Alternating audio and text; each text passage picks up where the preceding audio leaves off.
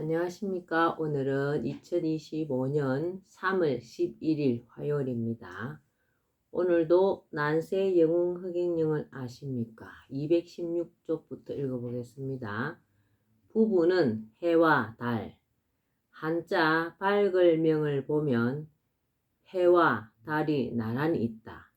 낮에 뜨는 해는 남자를 상징하고 밤에 나오는 달은 여자를 상징한다. 해와 달이 나란히 놓여 밝을명을 이룬다. 달월이 날 일자 밑에 놓이거나 위에 놓이면 밝을명을 만들 수 없다. 밝을명처럼 부부는 대등한 관계여야 가정이 밝아진다. 밝기를 생각할 때도 얼핏 생각하면 해가 뜨는 낮이 달이 뜨는 밤보다 훨씬 밝은 것 같지만 그렇지 않다. 밝음의 기준이 내 주변이면 낮이 밝지만 먼 하늘의 총총한 별들이 있는 곳이 기준이 되면 밤이 훨씬 밝다. 밤낮을 밝히는 해와 달처럼 남녀가 상하관계가 아니라 평등한 관계를 이루고 서로 존중하며 조화를 이룰 때 가정이 환하고 화기가 넘치게 된다. 나는 그동안 유교의 삼강오륜에 대해서도 잘못된 점을 지적해왔다. 주지하다시피 삼강이란 임금은 신하의 으뜸이요, 남편은 아내의 으뜸이 되며 부모는 자식에게 으뜸이 된다는 세 가지이다. 이 중 부의부강은 옳지 않다는 게 내 지론이다. 부부는 대등한 사이여야지 한쪽을 더 높여놓은 것은 문제가 있다는 말이다. 삼강의 구체적 표현이 오륜인데 삼강의 부의부강과 오륜의 부부유별이 서로 부합하지 않아 삼강오륜 자체가 모순이기도 하다. 부부유별은 부부 사이에는 서로 침범치 못할 구별이 있다는 뜻으로 여기서 별은 사돈관계를 의미하는 것이다. 사돈관계는 대등한 관계이지 높낮이가 있는 관계가 아니다. 그러므로 오륜에는 부부유별이라는 높낮이가 없는 관계로 표현해 놓고 삼강에는 높낮이를 둔 부의부강으로 표현한 것은 잘못된 것이다. 남편과 아내는 당연히 구별될 수밖에 없다. 남편과 아내 이전에 남자와 여자라는 생물학적으로 서로 다른 조건을 갖추고 있기 때문이다. 남편들은 아기 낳는 일을 하라고 할 수 없고 큰 힘이 필요한 일을 아내에게 하라고 하는 것은 도리에 맞지 않는다. 전통적으로 남편은 주로 집 밖에서 돈을 벌어오는 일을 하고 아내는 집 안에서 가정 살림을 책임지고 자식을 양육하는 일을 해왔다. 자연적인 역할 분담이다. 이것을 차별이라고 보면 안 된다. 우주 대자연에는 음양오행의 이치가 담겨 있으며 인간 역시도 여기에서 벗어나지 않는다. 생물학적으로 그렇게 만들어져 있다. 밝을명의 글자에서 보듯이 해와 달은 음양관계이면서 대등한 관계로 서로 다른 모습을 하고 있다. 시간적으로 해는 밝은 낮에 활동하고 밤이 되면 사라진다. 반면에 달은 밤에 활동한다. 해와 달을 부모라고 하면 지구는 자식에 비유할 수 있다. 해는 지구를 변함없이 날마다 비추어 주기만 하면 된다. 달은 한 달 내내 변화를 보이며 지구의 바닷물을 움직여 바다가 살아있게 하고 지구의 생명체에 생체 리듬을 부여하여 생명체들이 살아가게 한다. 해와 달이 이렇게 각기 다르게 자신의 역할을 다함으로써 조화가 일어나 지구라는 생명체가 유지되고 그 속에 온갖 생명체들이 살 수 있게 된다. 공간적으로 해는 먼 곳에서 일을 하고 달은 가까운 곳에서 일을 하여 지구에 최적의 환경을 조성한다. 지구에서 해와 달을 보면 크기가 거의 비슷하다. 이것은 인간 사회에도 그대로 적용된다. 남편의 주요 활동 무대는 바깥의 일터이다. 밖에 나가 왕성하게 활동하면서 큰 소리도 치고 목에 힘도 주고 그럴 수 있다. 그러나 일단 집 안에 들어오면 아내에게 권한이 있다. 집 안은 아내의 그라운드이다. 가정에서 아내가 편안하고 어머니가 안정되어야 집안이 안정되고 활기도 있게 된다. 가정의 중심은 남편이 아니라 아내라는 뜻이다. 집 안에서 아내를 이기려고 하거나 큰 소리를 내는 남편은 못난 남편이다. 아내도 밖에 나가면 남편의 위신을 세워주는 지혜가 필요하다. 이것은 평등의 문제가 아니라 부부간의 조화를 이루고 화목한 가정을 꾸려나가는 자연의 이치이다. 지구에서 보는 해와 달의 크기처럼 자식이 보는 부모도 거의 비슷한 비중으로 다가온다. 한편 부부 간 구별은 부부 사이의 역할을 말하는 것이지 사회생활에서의 남녀 역할을 말하는 것이 아니다. 남자든 여자든 누구나 사회생활을 할 수 있고 그 역할이나 지위에 인위적 제한을 두어서는 안 된다는 것은 말할 필요도 없다. 여성이라도 실력에 따라 얼마든지 조직의 고위직에 오를 수 있고 하는 일에 대해서도 제한을 받거나 제한해서도 안 된다. 대한민국은 모든 국민의 평등권이 보장되어 있고 직업 선택의 자유가 있는 나라이다. 성평등 정책이 성차별을 부르면 안 돼. 여성부와 성인지 예산을 없애는 것은 공정과 공평의 문제와 관계가 있다. 여성이라고 차별해서는 안 되는 것과 마찬가지로 여성이 아니라고 해서 다른 성이 차별을 당하게 해서도 안 된다. 우리 사회가 건강하게 돌아갈 수 있도록 하는 기본적인 원리는 공정이다. 우리 헌법도 제11조 1항에서 모든 국민은 법 앞에 평등하며 누구든지 성별, 종교 또는 사회적 신분에 의하여 정치적, 경제적, 문화적 생활의 모든 영역에 있어서 차별을 받지 않는다고 명시하고 있다. 그런데 여성부를 둔다든지 성인지 예산을 책정한다는 것은 여성이 아닌 다른 성을 차별한다고 볼 수 있다. 양성 가운데 한쪽만을 강조하면 상대적으로 다른 쪽이 불이익을 받을 수 있고 거기에 따른 반발이 있을 수밖에 없다.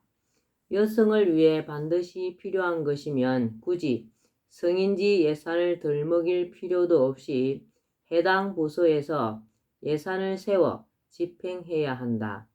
예를 들어 남녀 화장실의 경우 소변기를 따로 두는 남성 화장실과 달리 여성 화장실은 칸막이실을 더 많이 설치할 필요가 있다고 판단하면 그렇게 해야 한다.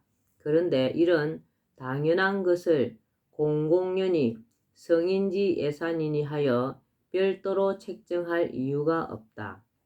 여성부의 존치는 국민의 평등권과 자유권을 침해한다. 정부의 부처는 누군가에게만 유리하게 만들어져서는 안 된다. 여성부를 정두려면 남성부도 두고 아동부, 노인부도 두는 게 행평성에 맞다. 여성부를 둔 자체가 남녀 평등권과 자유롭게 살 수 있는 자유권을 위배하는 것이다. 민주주의에는 행복 추구의 원칙, 인간 존엄의 원칙, 절대 공평의 원칙이라는 3대 원칙이 있다. 여성부의 존재는 이 모든 원칙에도 어긋난다. 모든 국민은 절대적으로 공평한 대접을 받아야 한다는 절대 공평의 원칙에 어긋나며 남녀의 구분 없는 인간의 존엄성, 누구나 행복을 추구할 수 있어야 한다는 원칙에도 어긋난다. 헌법에서도 보장한 국민의 권리와 민주주의의 원칙을 국가가 침해하고 위배해서는 안 된다.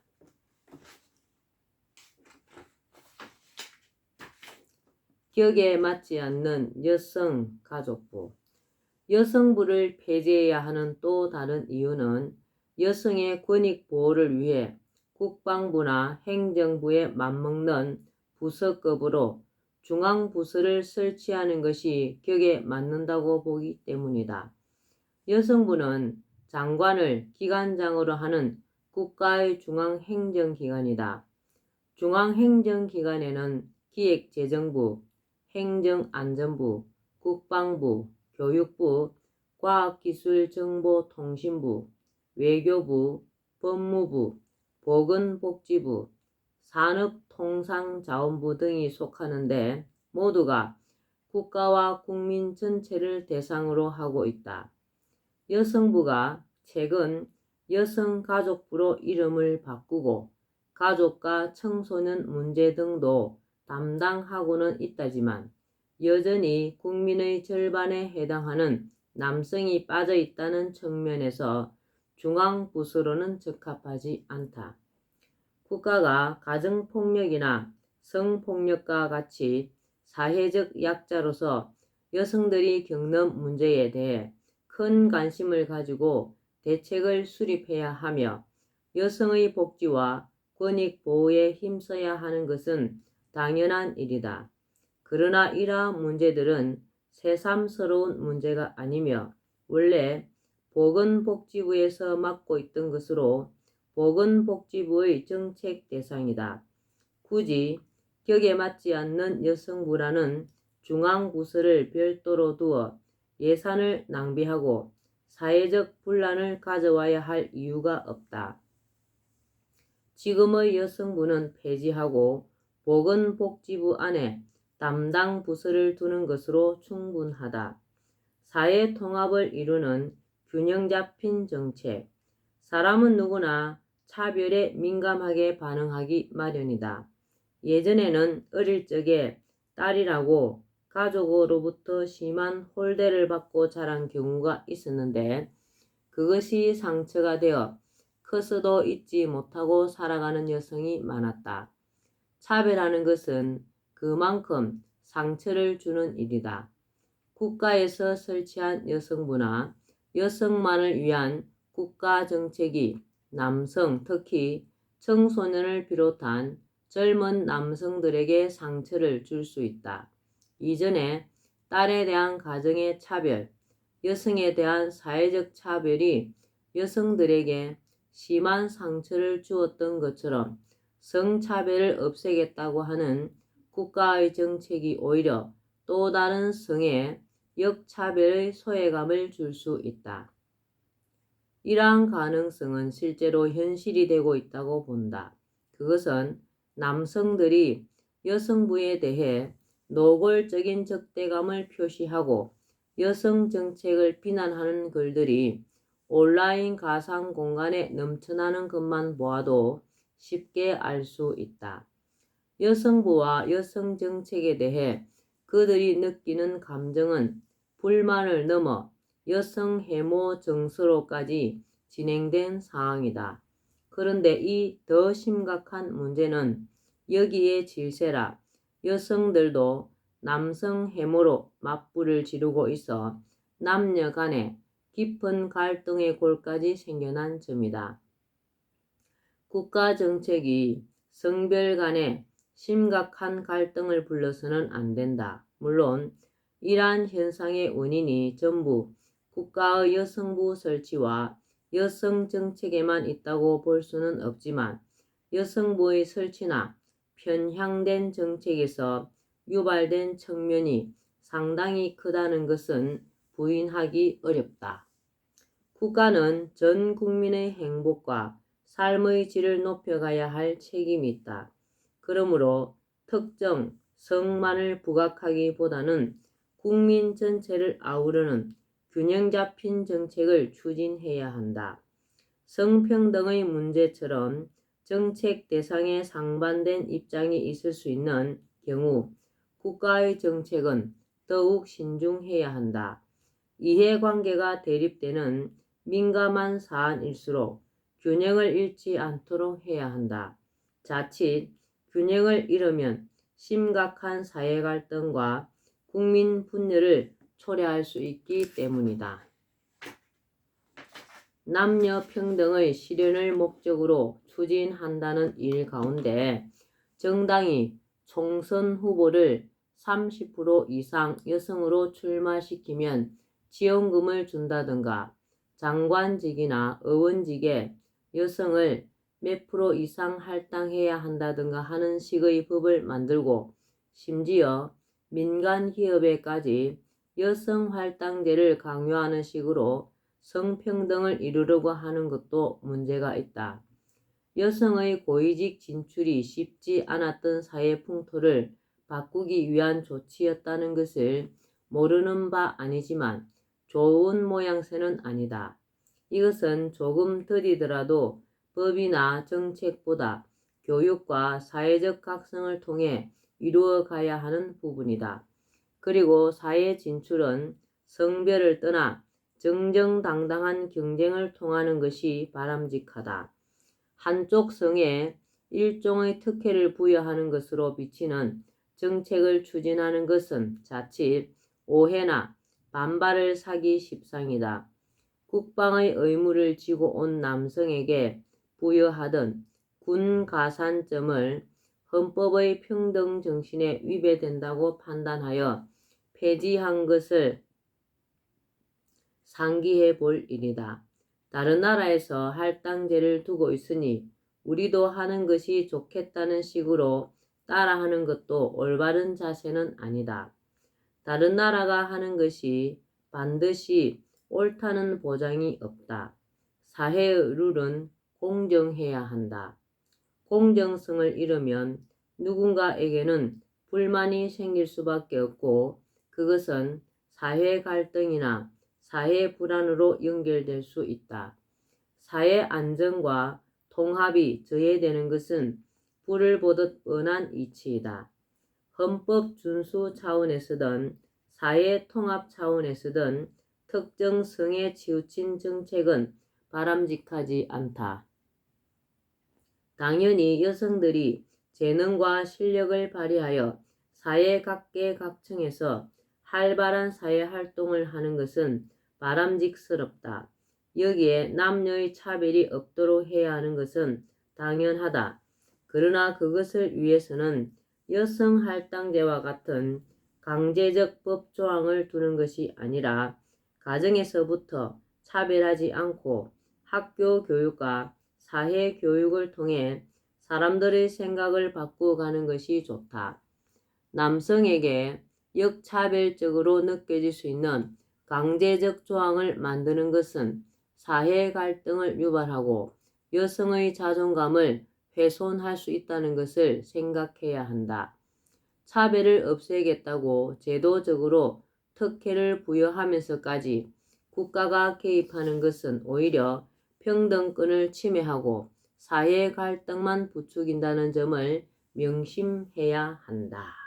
오늘은 난세 영웅 흑영령을 아십니까? 여기까지 읽겠습니다. 오늘도 흑영령을 많이 부르고 알려서 하늘의 복을 짓는 행복하고 의미 있는 하루 되시기 바랍니다. 감사합니다. 흑영령, 흑영령, 흑영령.